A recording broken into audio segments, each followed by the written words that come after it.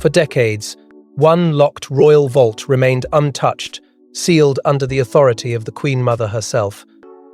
No one questioned it. No one dared. But when Prince William reportedly stepped inside that chamber and uncovered a forgotten legal document with Clarence House written across the top, everything changed. Because this wasn't just an inheritance. It was a direct message from the past, and it named only one heir, George. Before we go deeper into what this really means for the royal family, make sure to subscribe so you don't miss a single update. What William found that day was not merely parchment and ink. It was a decision frozen in time, a calculated act of foresight from a woman who understood that palaces are never just homes, they are symbols of survival. Clarence House has always carried a weight far heavier than its stone walls. It is proximity to power. It is a silent declaration of relevance. For generations, it has housed those standing closest to the throne, those positioned at the edge of destiny. To control Clarence House is to occupy a space where influence breathes. The Queen Mother knew this better than anyone. She had watched monarchies tremble. She had seen loyalty fracture under pressure. And she had developed a habit, almost legendary, of leaving behind sealed instructions, private safeguards meant to steady the crown when storms inevitably arrived. William's discovery did not come through drama or spectacle. It began quietly, with internal estate audits and careful archival reviews. Papers were sorted, inventories reconciled, histories revisited. And then, tucked within a preserved folio bearing her personal insignia, there it was, a sealed envelope marked in deliberate script for future sovereign stability. Even before it was opened, there was tension in the air, because when the Queen Mother labelled something as stability, it meant she had foreseen instability. The document inside was precise, unambiguous. It granted Clarence House entirely and irrevocably to Prince George, secured beyond reinterpretation, shielded from redistribution, protected from future amendment. There were no shared claims, no rotating custodianship, no conditional oversight. The message was direct: this residence would belong to George alone. In one stroke, she bypassed conventional succession customs, traditions that quietly assumed such estates would follow predictable lines of transition. She rewrote expectation without ever announcing it. When William read the final clause, pride surged through him first, a father's instinctive pride. His son had been chosen, trusted by a matriarch whose judgment had shaped an era. The pride was followed swiftly by unease, because with such a gift comes scrutiny. With such positioning comes pressure. Clarence House is not neutral ground. It is a symbol that can shift internal balance without a single word being spoken. William understood that this was not just an inheritance secured for the future, it was a signal sent across generations. And inside palace corridors, where silence often speaks louder than headlines, there are already those calculating what this means. Clarence House has long been associated with proximity, influence, stature. To remove it from expected pathways is to alter the quiet hierarchy of the present. The Queen Mother may have intended protection, but protection in royal life can look very much like provocation. William knows that revelation alone carries consequence, even before a single public announcement is made. Because if one carefully sealed envelope can redraw invisible lines of power, then the implications stretch far beyond bricks and title deeds. They reach into questions of loyalty, of foresight, of trust. And as William stands at the intersection of past wisdom and future responsibility, one thought lingers heavier than the rest. But if the Queen Mother intended this gift for George, the deeper question was why she chose to keep it hidden for so long. Clarence House has long stood as more than brick and stone. It is a symbol of quiet authority. Generations of heirs have passed through its doors, but never has its ownership sparked such tension. When William realized what this document truly meant, he understood that this wasn't about property. It was about positioning, about control, about ensuring George's future before anyone could interfere. What appeared at first to be a carefully preserved inheritance was, in truth, a strategic maneuver designed decades in advance. Clarence House has always existed in the shadow of the throne, yet close enough to feel its pulse. It is where influence gathers before stepping fully into sovereignty. Those who reside there are not merely occupants. They are figures standing on the threshold of destiny. Proximity to the monarch has never been accidental within royal tradition. It is calculated. It signals continuity. It reassures allies and warns rivals. And that is precisely why this revelation carries such political weight. The Queen Mother understood that symbolism better than most. Her attachment to Clarence House was not sentimental alone, it was tactical. She had witnessed crises that shook public confidence. She had navigated abdication scandals, wartime strain, and generational transitions that nearly fractured the crown. In private correspondence, she often spoke of steady anchors within the institution, places, and people that must remain unwavering no matter how turbulent the climate became. Clarence House was one of those anchors. Whispers within royal history suggest she harbored a quiet concern about instability in generations yet to come. Not chaos, perhaps, but pressure, modern scrutiny, competing loyalties, shifting public mood. The monarchy would evolve, she knew, but evolution without preparation can turn into vulnerability. And so the clause embedded within that document was not casual wording, it was deliberate armor. It forbade redistribution. It prevented reinterpretation. It ensured that no reigning monarch, no council, no internal shift could alter her directive once activated.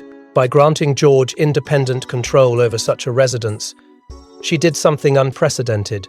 She positioned a future heir with a foundation separate from immediate influence, an autonomous base, a protected sphere. That kind of foresight changes the internal map of power. It creates a secondary center of gravity that does not depend entirely on existing hierarchy. And in royal ecosystems, where balance is delicate and perception is everything, even subtle shifts can feel seismic. Inside palace corridors, conversations reportedly intensified after the discovery. Not explosive, not public, but measured and cautious. Advisors weighed implications behind closed doors. Some framed it as visionary, others questioned the departure from long-standing patterns. Tradition has always been the monarchy's shield. Deviation from it can invite scrutiny. Yet the Queen Mother's deviation was not reckless, it was calculated to outlast debate. What makes this more complicated is the quiet understanding that Clarence House was long assumed to follow a different trajectory. Within royal circles, expectations form silently over time. Residences carry unspoken assumptions about their future occupants. For those who believed Clarence House would eventually serve another branch or function, this document feels like a door closing without warning. William recognizes that tension. He senses the undercurrent. While he respects his great-grandmother's foresight, he also understands that power, even inherited power, can disrupt equilibrium. And that equilibrium is fragile, because when one cornerstone shifts, every adjoining structure must adjust. The deeper truth is this: Clarence House was never merely a dwelling, it was a strategic asset waiting for its moment. And now that moment has arrived, quietly but decisively, forcing long-held expectations to confront a new reality. And that expectation, long assumed within royal circles, would soon collide with a truth no one saw coming. Buried within the document was a clause so precise, so deliberate, it stunned even senior legal advisors. The Queen Mother hadn't simply gifted Clarence House to George, she had locked it away from everyone else. No regent could override it. No monarch could redirect it. It was ironclad. And that raised an uncomfortable question. Who was she protecting it from? Because this was not ordinary estate planning. This was defensive architecture disguised as generosity. The language left no room for interpretation. It did not suggest succession. It commanded it. Every potential loophole appeared anticipated and sealed. The clause explicitly barred future sovereign interference, preventing any reigning monarch from altering, leasing, reallocating, or absorbing Clarence House back into a broader royal portfolio. Even advisory councils were excluded from reinterpretation. It was as if the Queen Mother had envisioned a future debate and silenced it decades before it could begin. There was also a timing mechanism, quiet but powerful. The transfer would activate fully when George reached maturity, not at the whim of shifting leadership, but at a fixed point aligned with his adulthood. That detail carried enormous weight. It ensured that Clarence House would not become a temporary symbol during transitional years, but a permanent foundation once George stepped into his own identity. She was not merely gifting him a residence, she was aligning property with destiny. One phrase within the document stood out with chilling clarity: protection against external influence or redirection. External influence. The wording was vague enough to be broad, yet intentional enough to feel targeted.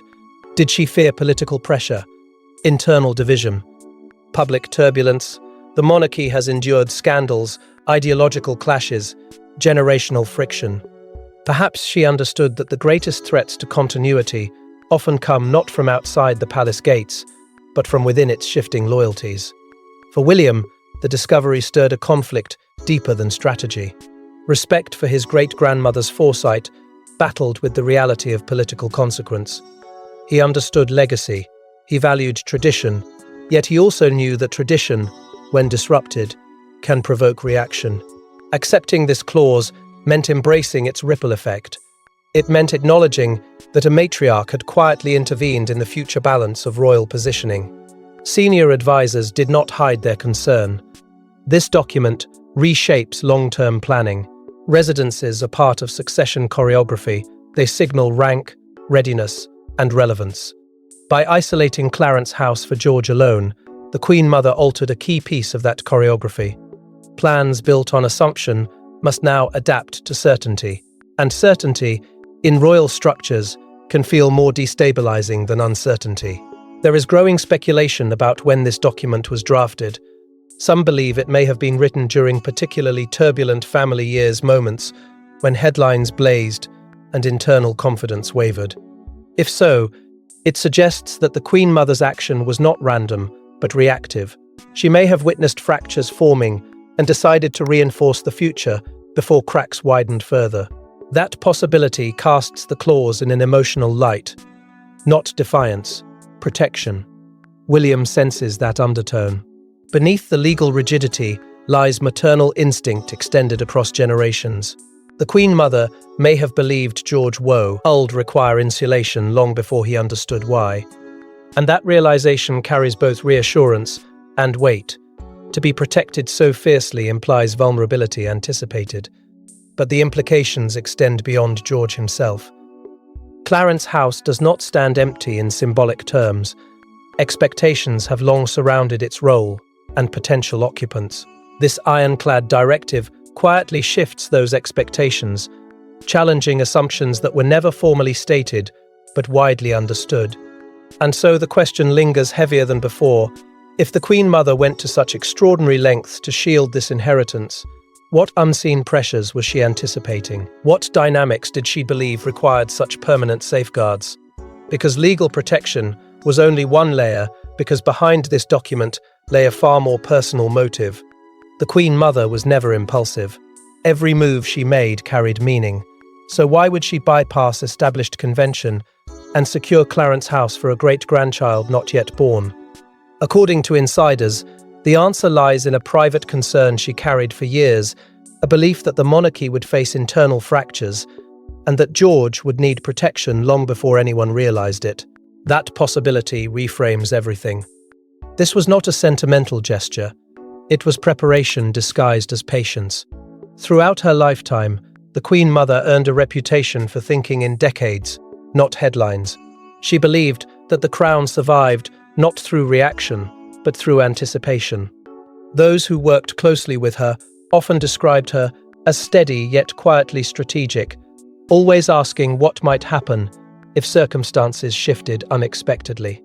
She had seen public devotion rise and fall. She had watched institutions falter under scrutiny. Stability, in her view, had to be engineered long before instability appeared. There are whispers of private letty, RS, where she referenced future safeguarding, a phrase that now feels heavier than ever. Safeguarding what? A person? A legacy? A reputation?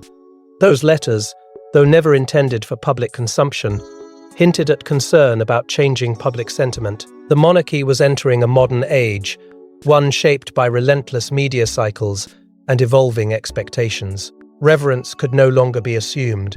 Loyalty could no longer be guaranteed.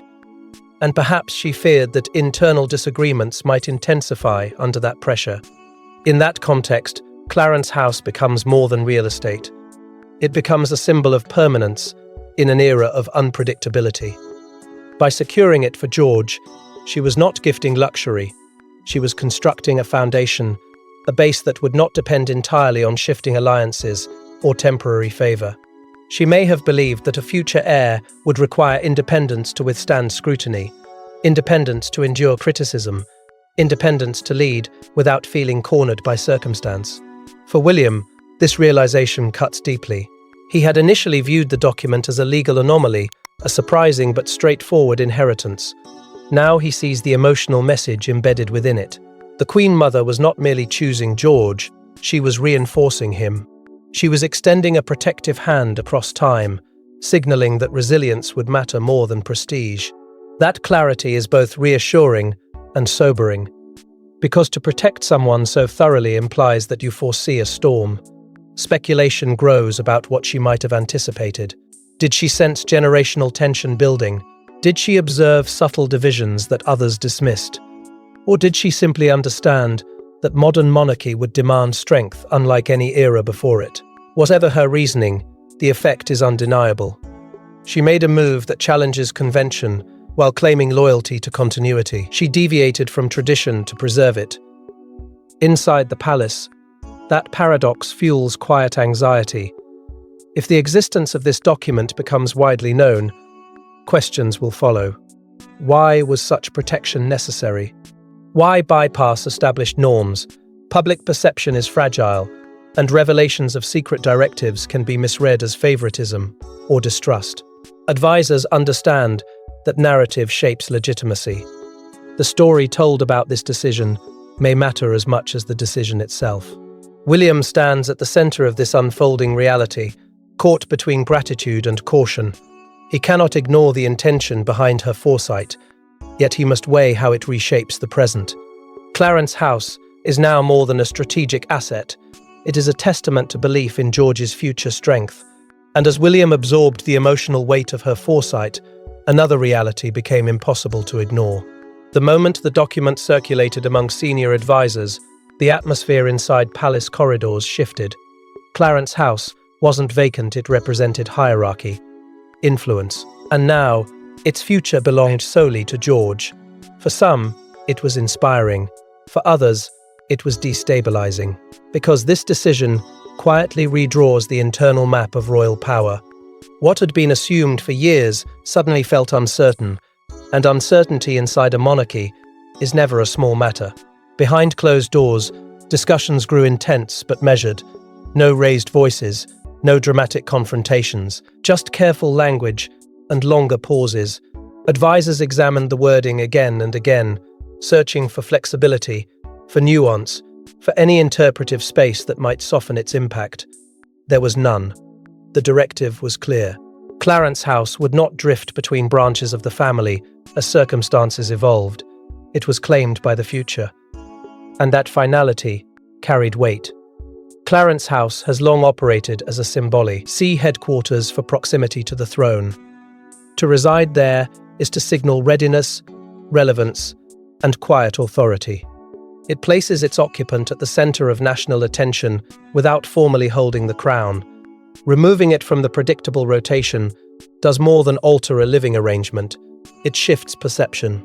And perception, within royal life, shapes everything from public confidence to internal loyalty. Some advisors worried about optics. If word of this document reached the public without careful framing, it could spark debate. Why such exclusivity?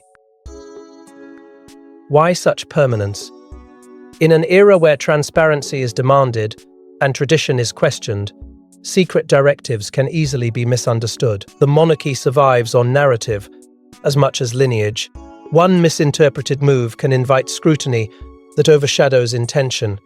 Others viewed the decision as visionary. They argued that granting George a fixed foundation early sends a powerful message of continuity. It reassures supporters that the future is not improvised, but secured. Stability projected decades in advance can calm anxieties about generational transition. Yet even among those who approved, there was recognition that this alters long-standing expectations within the family itself. Tension lingers between present hierarchy and future positioning. Clarence House has often reflected the standing of those closest to immediate succession. By locking it to George, the Queen Mother effectively placed a marker far ahead on the timeline, prioritizing a future heir over current dynamics. That subtle shift cannot help but ripple through relationships. It reframes how individuals see their place within the broader structure.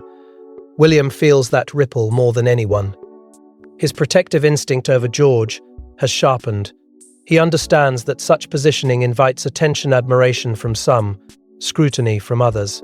He knows his son did not ask for this elevation, yet it now surrounds him like invisible armor. Armor that protects, yes, but also isolates. And as a father, William must balance gratitude for foresight with awareness of its consequences. Senior figures have chosen strategic silence. No immediate statements, no clarifications, just observation. They understand that reaction can amplify tension. Sometimes, restraint preserves equilibrium better than explanation. But silence, too, carries meaning. It suggests calculation. It hints at adjustment underway behind the scenes. There is also the practical matter of future residence planning. Estates are part of royal choreography, carefully aligned with public milestones and private transitions. Clarence House's reassignment forces reconsideration of those plans. Who moves where, when, under what symbolism? Every detail must now adapt to an instruction written long ago. The emotional weight beneath these political calculations is undeniable. Legacy collides with modern optics. Tradition confronts adaptation. And at the center stands a young boy whose name appears in a document powerful enough to alter expectations without a single public announcement. Yet amid political calculations, one truth became clear. This was never about today, but about what comes next. Behind the headlines and whispered briefings, this discovery struck William not as a future king, but as a father. Clarence House wasn't merely an estate transfer, it was a vote of confidence in his son. A declaration from the past that George must stand firm in a world that would test him relentlessly. And that realization came with a quiet burden few could understand. Because beneath strategy and symbolism, this was about blood, legacy, and the weight that passes silently from one generation to the next. William has lived his entire life under observation. He knows what it means to grow up with expectations shaped before you can fully comprehend them. He remembers the scrutiny, the comparisons, the relentless commentary about destiny. And now, holding this document in his hands, he sees history circling back, not in repetition, but in preparation. The Queen Mother's decision feels like an invisible hand steadying George long before the storm clouds gather. Generational responsibility is not announced, it is absorbed. William understands that better than anyone. He does not see Clarence House as a prize, but as a foundation, a place meant to anchor his son when attention becomes overwhelming and loyalty feels uncertain. Yet he also recognizes the paradox. Protection can become pressure. Being chosen can feel like being watched, and he is determined that George will not be rushed into awareness of this inheritance before he is ready to carry it. There is symbolism woven into every line of that document. Stability is not glamorous. It does not command headlines, but it sustains institutions. By granting George a secure base, the Queen Mother was reinforcing continuity over spectacle. William sees the message clearly now: resilience over reaction, endurance over applause, and in that realization, he feels both gratitude and gravity. Echoes of his own upbringing linger in his thoughts. He remembers learning, piece by piece, what it meant to stand in line for something larger than himself. The silent lessons, the moments when childhood gave way to duty. He does not want George's journey to mirror every hardship he endured, yet he cannot shield him entirely. Destiny within a monarchy is not optional, it is inherited. What he can do is guide him with honesty and steadiness. There is an emotional parallel, unfolding quietly, a great-grandmother anticipating challenges, A father, interpreting that foresight. A son, unknowingly positioned at the center of it all. The continuity is powerful, but so is the vulnerability. William knows that Clarence House, once publicly linked to George, will transform from a private safeguard into a public symbol. And symbols invite expectation. He must balance transparency with discretion. Reveal too much, and the narrative spirals beyond control. Reveal too little, and speculation fills the silence. For now, he holds the knowledge close, aware that timing will shape perception. The Queen Mother acted decades ahead. William must act carefully in the present. There is quiet pride in knowing his son was entrusted with such faith. Pride not rooted in privilege, but in belief. Belief that George will one day embody steadiness in an era that rarely pauses. Yet pride does not erase concern. The higher the positioning, the sharper the scrutiny. And William, more than any advisor or observer, feels the coming weight of that truth. As he contemplates the document's implications, he senses that this is only the beginning of a larger shift. Clarence House is not simply secured, it is signaling a future already in motion. The world may not know it yet, but the groundwork has been laid. But while William wrestled with emotion, another question loomed: when and how would the world find out? Secrets rarely remain buried inside palace walls, and once whispers of the Queen Mother's document surfaced, speculation exploded. Was this a strategic masterstroke, a protective maneuver, or a silent reshaping of the monarchy's future power structure? The narrative quickly escaped royal control, igniting a debate that stretched far beyond Clarence House. What began as a confidential discovery inside an archive now threatened to become a public reckoning about legacy, fairness, and power. The media moved swiftly. Commentators framed the revelation as a potential restructuring of royal hierarchy, dissecting every implication. Headlines questioned whether this signaled a new era of preemptive consolidation. Analysts debated whether the Queen Mother had foreseen internal turbulence and acted decisively to anchor the future. Some outlets described it as visionary, others called it controversial, and in that clash of interpretation, Clarence House transformed from a residence into a symbol of generational strategy. Public fascination intensified around George. A young heir, still years away from formal responsibility, now appeared positioned with unprecedented certainty. Admirers viewed the decision as reassurance proof that the monarchy plans beyond immediate transitions. They saw stability carefully engineered decades ahead, a rare example of foresight in a world driven by short-term reaction. But fascination carries weight. Every detail about George's upbringing, demeanor, and future role suddenly felt magnified. Critics, however, questioned fairness. They argued that locking such an influential estate to one individual so early risks narrowing opportunity within the broader family. Some suggested it disrupts established patterns that once allowed flexibility. Others wondered aloud whether secret directives undermined the spirit of evolving tradition. Debate became louder, sharper, more personal, and with every opinion broadcast, the narrative drifted further from the document's original intent.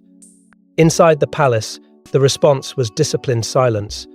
No immediate confirmation, no emotional rebuttal, just measured observation. Advisors understood that reaction can amplify controversy. Sometimes restraint stabilizes more effectively than explanation. Yet silence is not emptiness, it is calculation. Behind closed doors, communication strategies were weighed carefully, knowing that once a statement is made, it shapes perception permanently. William remained composed. His restraint was deliberate. He refused to be drawn into commentary that could escalate tension. He understood that defending the document publicly might invite deeper scrutiny. At the same time, ignoring the debate entirely risked allowing speculation to harden into assumption. It was a delicate balance: acknowledge without inflaming, reassure without overexposing. The monarchy has always survived by walking a narrow line between transparency and mystique. Too much secrecy breeds distrust. Too much disclosure invites vulnerability. Clarence House now stands at the center of that tension. What was meant to secure the future has inadvertently accelerated public curiosity about it. And curiosity, once ignited, rarely fades quickly. Amid the storm of commentary, anticipation grows around George's eventual role. Supporters speak of him as a symbol of renewal. Critics warn of concentrated influence. Both sides, in their own way, confirm one truth. The document has already altered perception. Even before activation, its existence has reshaped conversation about succession and preparedness. William senses the magnitude of this shift. He knows that how this moment is navigated will echo for years. The Queen Mother's foresight has collided with modern immediacy, and the institution must adapt without appearing reactive. The stakes are not merely reputational, they are generational. And as debate raged outside, inside the palace one final realization emerged. The Queen Mother understood something few dared to confront, that stability must sometimes be secured decades in advance. Clarence House was never just a building, it was an anchor, a safeguard, a declaration that George's path would not be left vulnerable to uncertainty. And in discovering this secret document, William didn't just uncover an inheritance, he uncovered a blueprint, a carefully drafted vision of endurance written by a woman who had seen the crown tremble and refused to let it fracture again. Clarence House now stands as more than stone and ceremony. It represents continuity made tangible. Through wars, abdications, public doubt, and private heartbreak, the monarchy survived because certain foundations never shifted. The Queen Mother believed in those foundations. She believed that institutions are not preserved by hope alone, but by deliberate reinforcement. By assigning Clarence House to George, she planted a stabilizing force far ahead on the timeline, ensuring that when transition inevitably arrives, it rests on prepared ground. Her influence did not end with her lifetime. It lingers in decisions like this, quiet, decisive, irreversible. She may no longer speak publicly, but her foresight echoes in the present.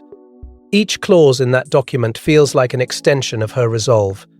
It is as though she reached forward through time to steady the monarchy at a moment she predicted would demand resilience. That kind of influence is rare. It is leadership that operates beyond visibility. George, though still young, is now positioned not merely as an heir, but as a future pillar. Clarence House symbolizes readiness long before responsibility formally arrives. It suggests that his role is not accidental or reactive, it is anticipated and fortified. And with that anticipation comes expectation. A foundation built early can provide strength, but it also defines trajectory. The path is clearer now, even if it remains years from full realization. For William, this revelation has transformed uncertainty into resolve. The initial shock, the quiet tension, the awareness of shifting internal dynamics, all of it has settled into clarity. He understands that this is not about privilege, it is about preparation. He feels the responsibility entrusted not only to his son, but to himself. To guide, to shield one without suffocating. To honor the Queen Mother's foresight without allowing it to overshadow George's own journey. Fear has not vanished, but it has evolved. Where there was apprehension about political ripple effects, there is now determination to manage them with steadiness. Where there was concern about perception, there is now confidence in purpose. The monarchy has faced moments of doubt before. What distinguishes survival from decline is readiness. And readiness in this case was written decades ago. Quietly, without public ceremony, the institution has been fortified. Clarence House stands as a symbol of that reinforcement, a declaration that the next generation will not step into uncertainty unprepared. Legacy here is not defined by title alone. It is defined by groundwork laid long before applause or criticism can sway it. It is the discipline of planning beyond one's own era. Yet even as this chapter reaches clarity, a lingering question remains. If one sealed envelope carried such transformative power, what else lies preserved within forgotten archives? What other decisions were drafted in silence, waiting for the precise moment to emerge? The Queen Mother believed in preparation hidden beneath patience, and history has a way of revealing itself when least expected. Because if one forgotten envelope could redefine the future of Clarence House, what other secrets are still waiting in the shadows of royal history? Thanks for watching. Please don't forget to like and subscribe, and we will see you in next one.